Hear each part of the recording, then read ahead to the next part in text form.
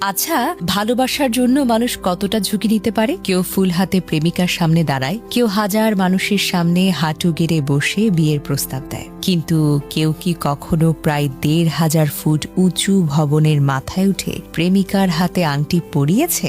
শুনতে সিনেমার গল্প মনে হলো, ঘটনা একেবারেই বাস্তব। আর এই ঘটনা এখন পুরো বিশ্বে তুমুল আলোচনার জন্ম দিয়েছে। যুক্তরাষ্ট্রের নিউ ইয়র্ক শহরের বিশ্ববিখ্যাত এম্পায়ার স্টেট বিল্ডিং পৃথিবীর সবচাইতে পরিচিত ভবনগুলোর একটি। প্রতিদিন হাজার হাজার মানুষ এই ভবন দেখতে যান, কিন্তু গত ১ জুলাই সেখানে এমন একটা ঘটনা ঘটেছে যা দেখে বিস্মিত হয়েছেন কোটি কোটি মানুষ।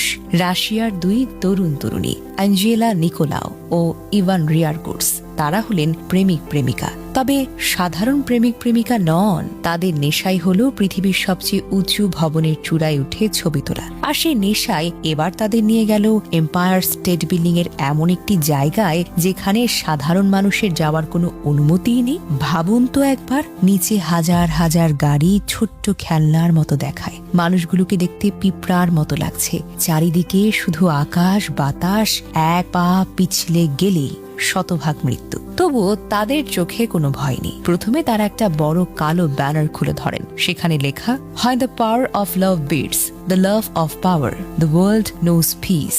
বাংলায় যার অর্থ, যেদিন ভালোবাসার শক্তি ক্ষমতার লোভকে হারিয়ে দেবে, সেদিনই পৃথিবীতে সত্যিকারের শান্তি আসবে। এরপর ঘটে যায় সবচেয়ে চমকে যাওয়ার মতো ঘটনা।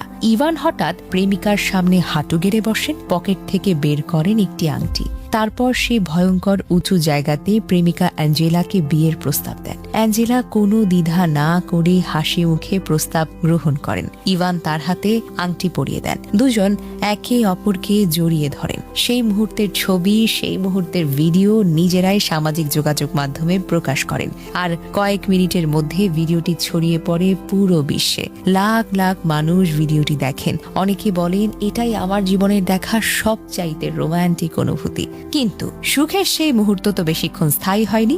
এদিকে ভবনের নিরাপত্তা কর্মী পুরো বিষয়টা বুঝতে পেরে দ্রুত নিউ ইয়র্ক পুলিশকে খবর দেন। কিছুক্ষণের মধ্যেই ঘটনাস্থলে পৌঁছে যায় NYPD ইমার্জেন্সি সার্ভিস ইউনিট। বিশেষ প্রশিক্ষণপ্রাপ্ত কর্মকর্তারা তাদের নিরাপদে নিচে নামানোর অভিযান শুরু করেন, কারণ এত উঁচুতে সামান্য একটি ভুলও প্রাণঘাতী হতে পারত।